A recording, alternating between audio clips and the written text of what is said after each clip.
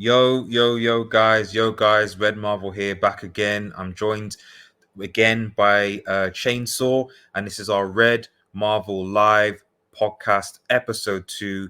First and foremost, thank you so much for all those who watched the first episode. Really appreciate it. And hopefully, like I said, we can do this at least weekly to just give you our thoughts on the entertainment industry, anime, manga, TV, and more. We're going to be talking Batman. We're going to be talking Crunchyroll and the recent takeover, the state of the voice acting industry, and a debate classic versus modern cartoons. But remember, guys, if you're new to the channel, to like, share, and subscribe to Red Marvel. Make sure that you follow us on the socials on Twitter and Twitch. Links are in the description, and smash the notification button to let you know when we go live. Chainsaw buddy, how you doing? I'm doing great. And once again, I'm happy to be here, give my opinions, and hopefully give the right opinions. But Cool, that's subjective. cool. Right. Well, let's get straight into it. Okay, let's get straight into it. So obviously, for those who aren't familiar, the Batman is out. I will be posting a Batman review tomorrow after I watched it, and then we are doing a live open hangout to discuss spoiler hangout to discuss the Batman show on Sunday. So make sure you get involved in that. But we thought we might do something a bit interesting. In build up to the Batman, and that is have a conversation about what your favorite Batman is, whether it's alternate versions, TV, movie, etc. And okay, maybe say 3 to make it easier. What are your top 3 favorite versions of Batman across all media? So Chainsaw, I'll start with you, then I'll give my 3 cents. Okay, I'll start off with my number one, Mm-hmm. because this one's just clear for me. Mm-hmm. It's The Dark Knight. I think forgetting how the movie went Mm-hmm. and the direction it went towards, Mm-hmm. from Batman Begins to like Dark Knight and Dark Knight Rises, it's it's not the perfect trilogy, but for me, it's the one where you could put the jokes in the past where you had Adam West as a Batman, and Batman wasn't taken as seriously, and then you had Dark Knight. In my opinion, obviously, I'm a lot younger than Red Marvel, but in my opinion, that's when Batman was taken seriously. In my opinion, and for me, he's definitely number one. Number two, this one's difficult. For me, I just see a clear number one, and then the others, I Well, just remember don't this see. this is across all media, not just movies. I just see the Dark Knight. That was the peak of Mm-hmm. Batman. Mm-hmm. So I know the worst one is obviously Okay. Affleck, Batman vs Superman. That's the lowest point. So I've Okay. seen both the highest and the lowest point Okay. in my lifetime. But like for me, I think it's a hard one. Mm-hmm. I might have to think about second and third. Okay. Well, as you said, I'm a bit older than you, so I've looked at Batman from different eras, and I've watched a lot of different Batman media. Um, so for me, I think I have the three that come to mind, and the irony is that Dark Knight doesn't come into it. I think the first one, it's actually an alternate version, and it's actually and this is not in no particular order, but one of them is the Batman Beyond version of Batman. He's actually called Toby McGuinness. It's a kind of a futuristic take on Batman. There was actually an animated series released in I think it was late 90s, um, which was really good, and featured Bruce Wayne as a kind of like almost like an older mentor to this guy to help him continue to fight crime, as he just literally couldn't fight anymore in this sort of futuristic Batman Beyond suit. Um, the other version is again, so that was a TV series. The other one was a comic book version, alternate version called. It was actually quite recent, called The Batman Who Laughs, which is basically a Batman from an alternate dimension, who basically ingested the Joker toxin after accidentally killing the Joker. And how he's written in the comics, is for most part, not all, but for most part, is nothing short of fantastic. And it's very interesting to see a Batman who is. It's not like he's written like, oh, he's crazy. He clearly is. He's that kind of smart, dangerous. It's combining the sort of the danger of the Joker with the intelligence of Batman, making him a very, very interesting villain and a credible villain, and one of Batman's most dangerous villains. So it was an interesting depiction of it, and the way he looks, the suit, is absolutely phenomenal. So that is my second depiction. And then I think my first, because I'm thinking, I think about movies. None of the movie depictions of Batman for me, as someone who's read his comics, watched the animated movies of it, have really fitted. I'd say and again, going back to the 90s, this was a TV series, was the classic animated version of Batman. It was called Batman Animated. That was again done, I think, in the late 90s, early 2000s, but it was before Batman Beyond. And just the way that Batman was depicted, it was a good balance of the things that I like about Batman. He was a detective. It was serious, and in the tone and the music of the show, it was just so, yeah, it was brilliant. So yeah, most of my depictions of Batman that I would say are great. This might be a brick opinion, but like in my top three, I think the Lego Batman would make it. That's not a brick opinion. And I did post a Lego. I don't know if you watched it, but I did post. Yeah, I saw it. That reminded me. Channel. So, that was actually a pretty good. That if we're gonna do top five, he would be Lego Batman would be in there, because Lego Batman. He's in my top three. Do you have a third, or you still need more time? I need to read more comic books related to Batman to like. What about because you said you watched Dark Knight, then obviously you got DC. So I'm just thinking, are there any other soaps? I've watched an animated series of Batman when I was younger, but I just don't remember the name. So that's the issue here, because that would be my number three. Number two being the Lego one. Were there any other depictions of Batman in the movieverse after? I don't think there were. Was there? There was Batman versus Superman. Yeah, with Ben Affleck, that was gone. Yeah. There's only been two Batman since Finley, and then obviously Robert Pattinson, but which we'll see about. He'll probably easily make my top five. Top five, because it's not that difficult, given what's it, Batfleck that people call him, Batfleck. That's it, Batfleck. Exactly. But yeah, guys, let us know what your thoughts are, what your favorite Batman is. Go on.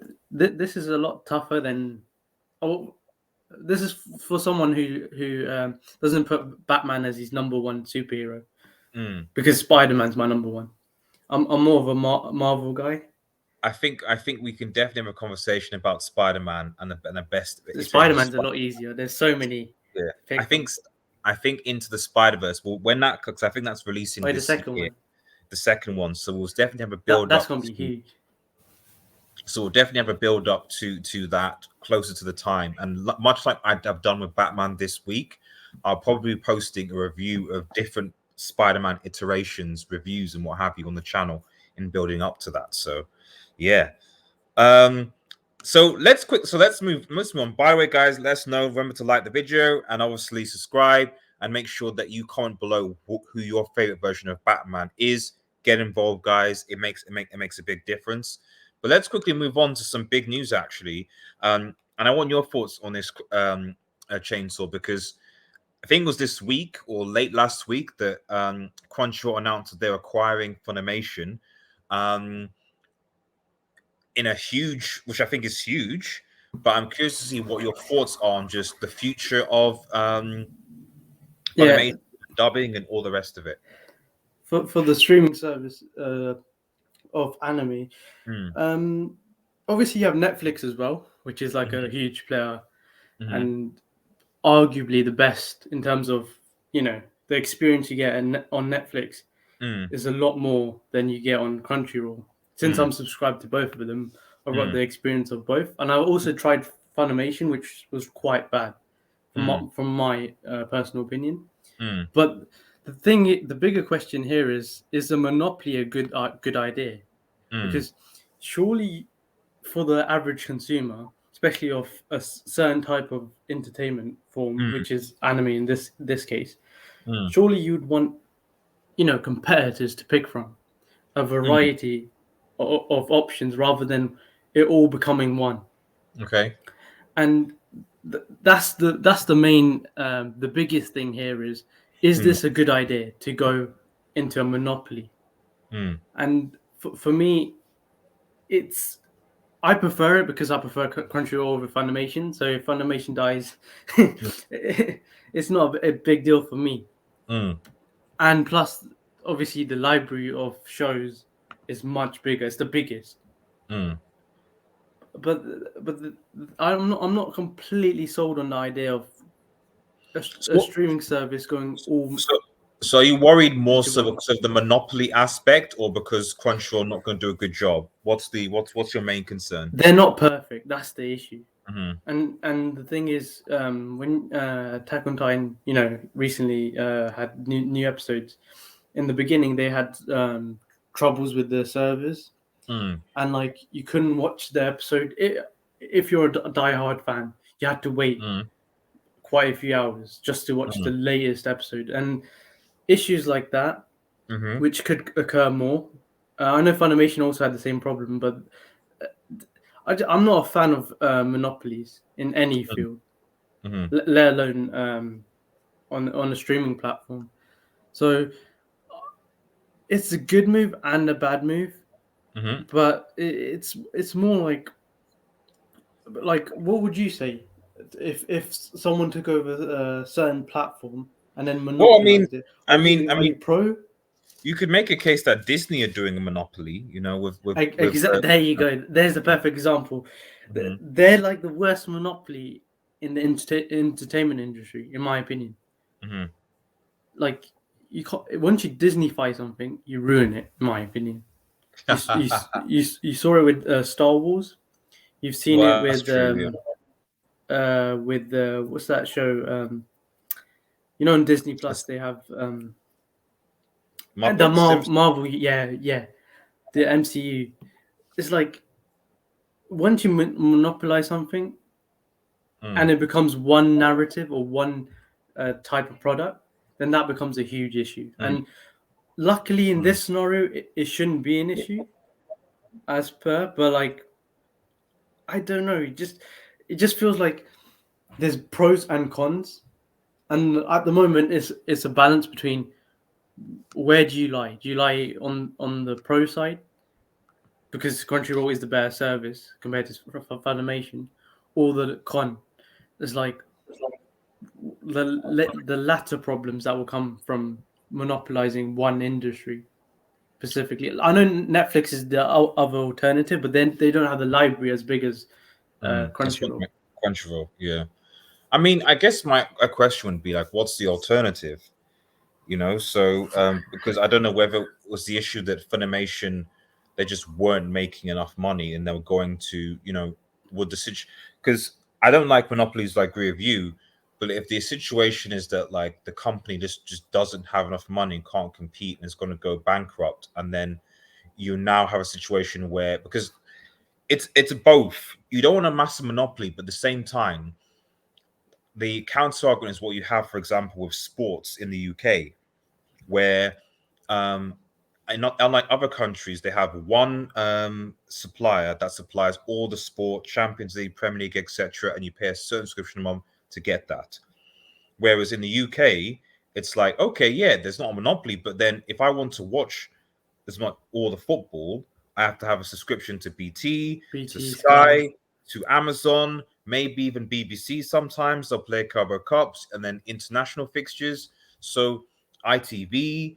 So football is shared amongst five, sometimes even six hosts, and then that's not even including um, you know um, other smaller things like legal, Premier Sports, and what have you. So you have the essentially what I'm saying is you have the other extreme where all the rights get distributed over a smaller group of people, and you end up paying far more than you would have done had there just been just one or maybe maximum two people, if that makes any sense. That does make sense, but then the counter would be, if you remember with Sky, they did that £15 to watch Burnley versus Southampton in Mm, the lockdown period. mm, But mm, then you had, I think, I might be wrong, completely wrong, but BT were trying to like counter that because they were mm, the competitors. They were like, we'll reduce the price or we'll remove the price. mm, So with a competitor, they will always look at the market and see mm, if there's a negative reaction. The mm, competitor could easily go, okay, we'll give it for free, or mm, we'll reduce the price to a point where it's minuscule compared to our competitor. So it's like mm, Funimation. One thing they had was it was £5 per month mm, subscription. With Crunchyroll, the lowest is I think £8. I might be wrong with that, but the one mm, I'm paying for is £9, mm, around £9. So it's like they're a lot more expensive mm, than Funimation. mm, But the argument is Crunchyroll has a bigger library, mm, even when Funimation were around. mm, But then there was a couple of like specific animes I wanted to watch. I had to mm, go to Funimation to watch it. mm. So it was like there was a skateboard anime, SK8. I had to watch it on Funimation. I couldn't watch it on Crunchyroll, even though I'm paying more on Okay. Crunchyroll.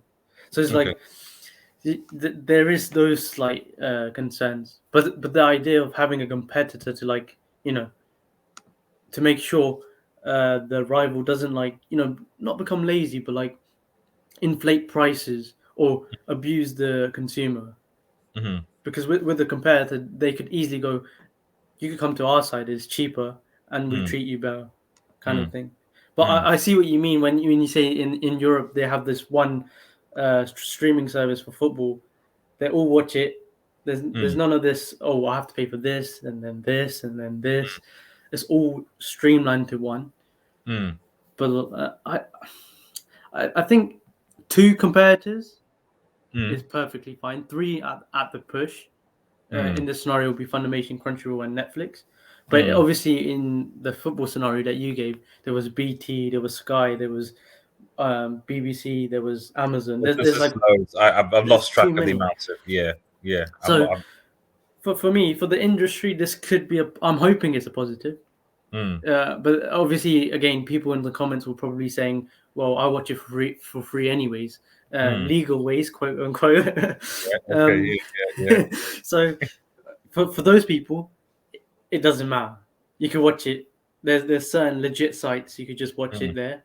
Mm, But mm, for someone who doesn't mind, paying for a subscription, and it's mm, like I would prefer some sort of you know competition. But at the end of the day, if you want to watch it for free or you want to pay for it, power to you. Fair enough, and thanks, Dan. And I think that would be an ongoing debate. And speaking of ongoing debates, let's quickly move on to talk about I think an ongoing issue, and that is the voice acting industry. Um, Presumably, obviously, this includes games, this includes animes, cartoons, etc. And the conditions that are going on in the voice acting industry and the often poor pay, especially if you're not a celebrity. Because I know that increasingly these days that a lot of people are getting you look at the Sonic movie, for example, and you got Idris Alba, for example, voicing Knuckles, for example. So there are a lot of people going to get celebrities to do characters, and therefore they get paid more money. So therefore they'll it has a knock-on effect with voice actors getting less. But I mean, Chainsaw, what are your thoughts on, because obviously you suggested that this, what are your thoughts on this issue? Well, with this issue, the specific one that like caught my attention Mm, was the interview like 5 years ago. with Mhm. Jen Taylor, the voice of Cortana. She mentioned that even though she's one of the most recognizable voices in the gaming industry, Mm. she is only paid for the hours she works. So like Mm. let's say a 3-4 hour session, and in Mm. that 3-4 hour session, she's not told what the other script is or who the other what the context is to her lines. So she Mm. has to guess her own context to her Mm. lines. So Mm. how she delivers the line, and it's Mm. like, Mm. and she's not even though Halo sells like tens of millions of copies, makes Mm. a large amount of profit. They Mm. don't even get a commission, not even a small percentage or a reasonable amount. Like, Mm. yo, Cortana and Master Chief are two characters that are flagship characters that people Mm. want to play the game for, they want to Mm. see, and so forth. And they have their own fan bases as well. Mm. But the fact that Jen Taylor doesn't even get even a small percentage Mm. from the industry itself and from 343, the Mm. company that make Halo, Mm. it's a bit of a disgrace, and they had to protest. And the one thing, I think his name is Steve Downs, Mm. Master Chief's voice actor. He said that he gets decent amount. He doesn't get the amount he deserves or he thinks he deserves, right? Mm. But he said the reason why he joined the protest was because, what about those voice actors that come into a session and only have to do one line?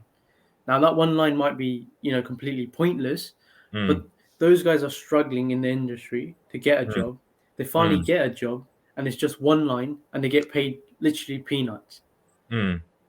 And some of those lines, without those lines, the game will feel kind of empty or sterile, right? Mm. So it's like these are important um, people to Mm. push the game into a more into a position where people play the game and enjoy it, like Mm. the whole experience of it. Even if it's just one line, it could Mm. still make someone's experience better than it would have been without it.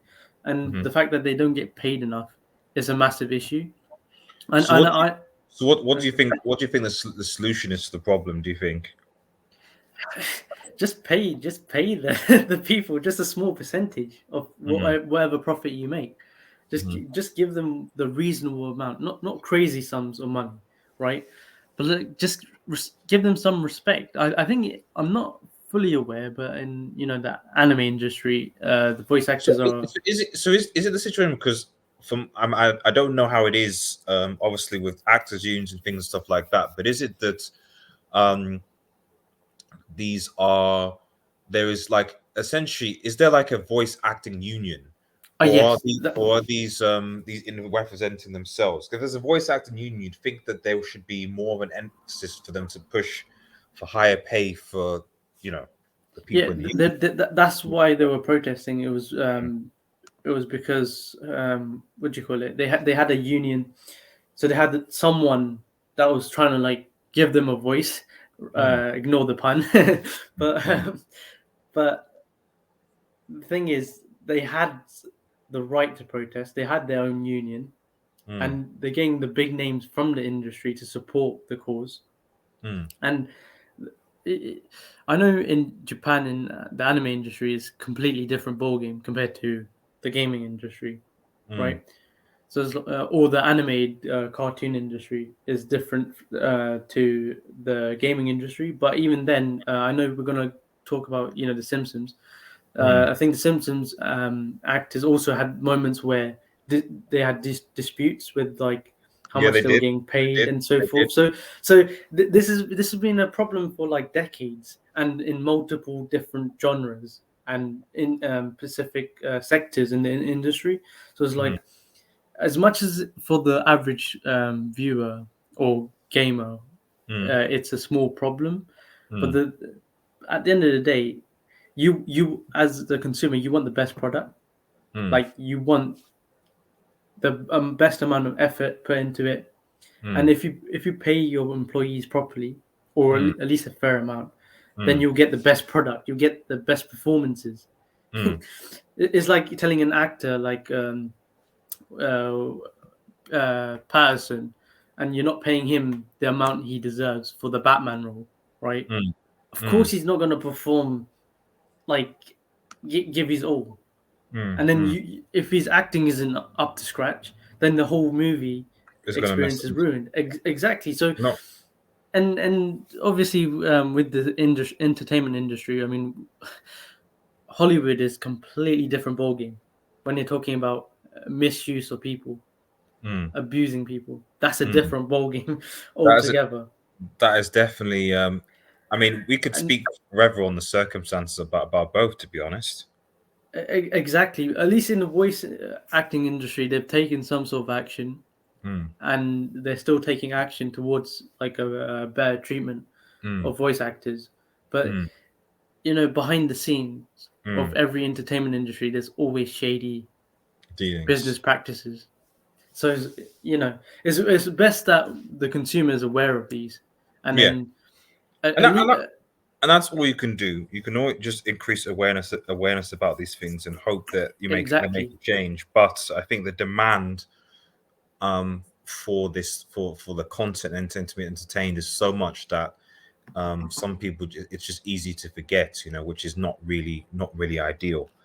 And speaking of forgetfulness, we'll just move on to our last segment. And an interesting debate: classic versus modern cartoons. We're going to end with a debate here. Um, the classic versus modern cartoon debate. As you can see, you've got classic Simpsons on the right, modern Simpsons on the left. I mean, before we get into it, I guess um, we'll start off with, I think, what your favorite classic cartoon is versus what your favorite modern cartoon is, and then maybe talk about the differences in style. I'd say stick to three categories: animation, storyline, and animation story. Yeah, no, two will be fine. So we don't have much time, but animation storyline. So, Chainsaw, favorite classic animated, modern animated. Okay. Since we've got an image of Homer, Mm, obviously the animation budget is mm, far greater on the right side than it's on the mm, left side, mm, and you could even argue the audio or the voice quality, as we were mm, talking about voice acting, mm, is a lot more refined in the latest mm, modern version, mm. right? But it, this is a bit tricky because I don't know if you know what regular show is. Cartoon. Okay, it's for more people my age wouldn't know Mm, what I'm talking about. mm. And I know it stopped airing like, let's say, I think 6 years ago, maybe 5 years Okay. ago. I'm not 100% sure, but it's technically, you could argue, it's a modern cartoon, and it's so Mm-hmm. good. It's story driven. Mm. It's got the perfect comedy, the perfect characters, and so forth. So modern cartoons can be good, can be like So what's amazing, but Mm, mm, then the issue here is you have Simpsons and Futurama, and you have mm, South Park to a degree as well. I know some people love South Park a lot, but like mm, the jokes get old, redundant, and mm, they lose the ideas that they originally had, like mm, the good plot points, the good character development moments, and it mm. just becomes too repetitive, and that's the main issue. And people But will, is that because of the nature of a classic cartoon, or is that because the cartoons were just went on for so long? So but so but so but you my need, thing with a lot of modern cartoons currently is that especially from I think mid 2000 onwards is that a lot of them, and they were always done to sell toys and sell products, etc. But a lot of them maybe only have like one season, um, and the and then that's it. And there are a lot of them, and there was no real longevity to them. Whereas with a lot of the classic cartoons like Simpsons and so on, um, yes, you can make an argument that they overstayed their welcome for too long. But I think if you put like a season of say The Simpsons season 1 or 2 and various other things versus a modern cartoon season's one season, it will probably be better or at least stand toe to toe, if that makes any sense. I see what you mean. And Steven Universe, I don't watch Steven Universe, just as a disclaimer, I've seen a little bit of it. Mm. It's heavily focused on, let's say, progressive politics, for a better or a better way of wording it, right? And things like that kind of ruin the element of it being a kids' cartoon, or it's a cartoon. Like, it's not aimed at adults; it's aimed at kids. And then with things like that, yeah, I can see when someone says modern cartoons are awful, and hence why I don't watch too many modern cartoons anymore. It's because they're a bit too politicized, Okay. and the ideas aren't fresh with the modern one, and with the classic ones. You, you could go through a whole list. We're talking about Teenage Mutant Ninja Turtles Yeah. 2003. I Yeah. think you might have seen that one. Yeah. 2012 was arguably better for Teenage Mutant Ninja Turtles. Oh, that was good. Yeah, we need But to have a conversation about that actually. That but those shows. Yeah, but go on. but and you could argue that's modern versus classic. But the Mm. thing is, they're both prime. They're both great, Mm. right? And then you have I don't know if you know Cram Twins. I know the Cram Twins. Yes. Yeah. Yes, Yeah. Yeah. Yeah. Yeah. exactly. You don't get those Yeah. cartoons anymore, Mm. and it's like they I were they remember were like like Recess from Disney Plus. I watched it, which was really really good when I was a kid. But yeah, I mean, I think one of the issues with I find in modern in quite modern cartoons is actually it's actually the lack of them, in a sense that what we have now is that you either have, as you said, a lot of modern cartoons that are more gender driven, and while I don't necessarily think that's a bad thing, I think the problem sometimes I find out of these cartoons is that they sacrifice a good written plot for an agenda. the best way to word that would be they lose their soul. So like Yeah, for in a for way. for, for Yeah. example, I think one of the writers for season 2 to 8 for The Simpsons is Conan. You know, Mhm. Conan, who does that late night news Yeah, yeah, show yeah, yeah, yeah, on YouTube, and he's yeah. a great comedian, right? Mhm. But when someone like him leaves, you could Mhm. tell a bit of the soul of The Simpsons left as well. Mm, If mm, you know what I mm. mean. What Yeah. made it great back Mm, then, if mm, you remove one or two of those elements, then of mm, course the new writers, they don't know what they're doing. Let's be mm, honest. mm. They're just trying to recycle the same things with an But also, updated version. like I said, like we are in an era of reboots and remakes all the time, and I think that because there's so much money involved, you find it, especially because a lot of our generations are watching these things, still consuming these things. I think what you're finding is that a lot of animators and companies don't want to take the risk of actually creating something new and innovative. So they will use an already established name or brand and try and make something from that. So I think that's also one of the reasons why you don't see a lot of good modern things, because they're not actually making them.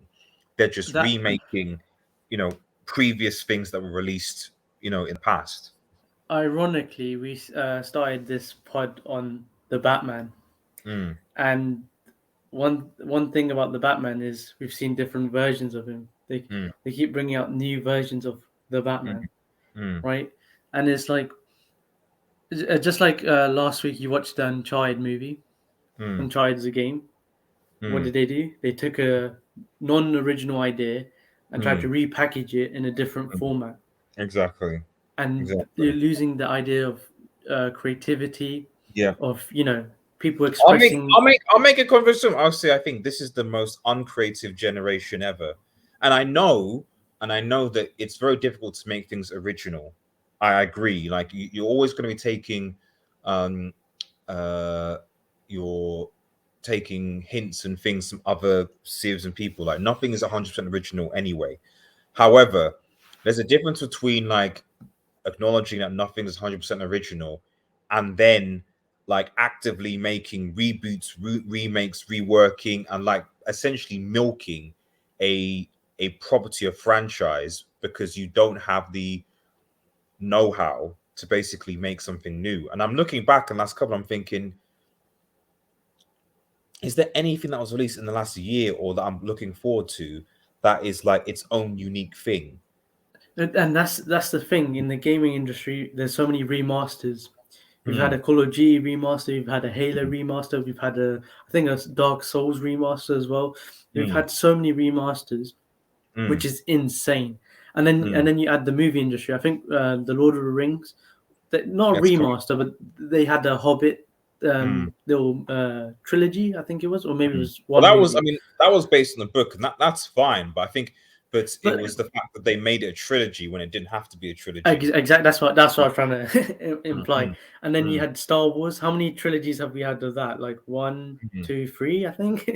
And mm, mm, the recent ones have been god awful, mm, right? mm, And the mm, key phrase here was progressive politics.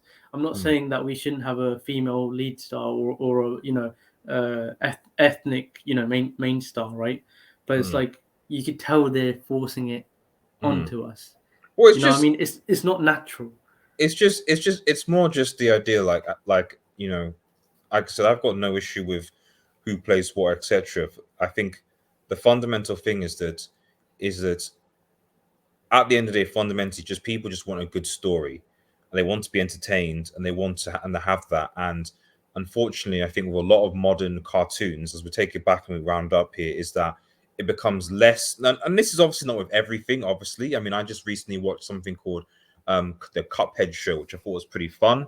I wouldn't say it was the best thing since sliced bread, but it was a nice kind of background cartoon watch because it uses the old classic Mickey Mouse animated style. It's on Netflix, so I'd recommend for those who are watching it, check it out. Maybe I might do a review on my show. I might actually Cuphead show. But anyway, um, Cuphead show. Cuphead show. Yeah, it's pretty nice. It's pretty fun. Um, I'll give it a watch.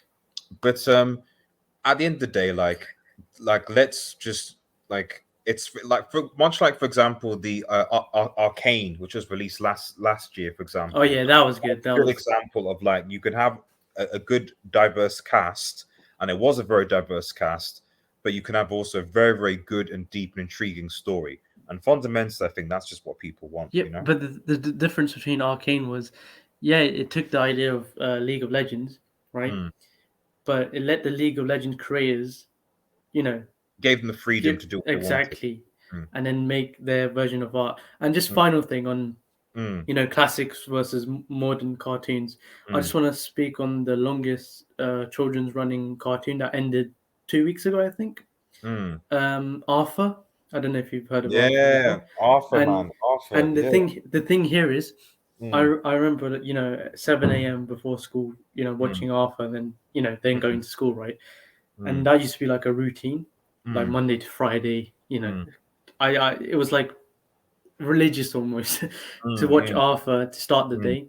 Mm. And Mm. the thing is, Arthur was like, it was like this educational slash, Mm. fun show Mm. that had a little Mm. bit of comedy here and there, Mm. with Mm. DW and Arthur. Ah, yes, yeah, But like, yeah.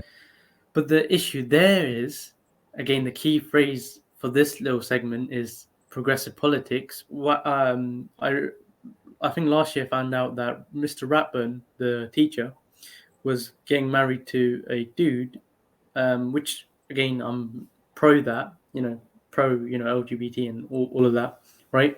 But it's a kids cartoon, and because I was putting myself back to when I used to watch it at 7 a.m.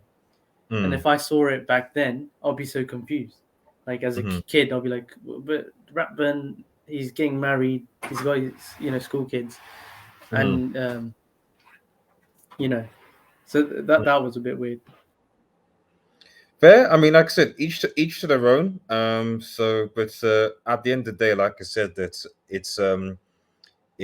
I think that everyone can agree that when it comes to any cartoon, whether it's classic, modern, etc., that fundamentally, I think if you start writing a good story, and you start from that place, whatever the role, whatever circumstances are, you're going to get a good show. And I think the problem is, with a lot of cartoons these days, and I don't want to say, I don't want to be even harsh to these days. I think you had a similar situation in the past as well. It's just I think that it was a lot easy to ignore those shows. Um, but you have to focus on this writing and developing a good story first and building your characters around that. and then people will follow, and then it's as simple as that, really. Anyway, guys. Exactly. Thank you for tuning in. Really appreciate it. Chainsaw, thank you for coming on the show. Thank you as always. Just want to say one Cool. last thing. You know, the Batman thing. I'm thinking about it, and I might have had the worst top 3 list. You know, the more I think about it, I'm like, I really put Dark Knight number 1, but Okay. you know. Well, we'll review this. We'll review this on the next podcast. Review on the next podcast. Okay. Perfect. Right. Also, see you guys on the Sunday, spoiler hangout. Cool. Wait. This comes out on Monday, isn't it? Yes, this will come out on Monday. So the spoiler hangout. Okay. So thank you for those who joined the spoiler hangout. I'll say the thank you in advance. Right, everyone. Peace. Take care. Peace. Peace.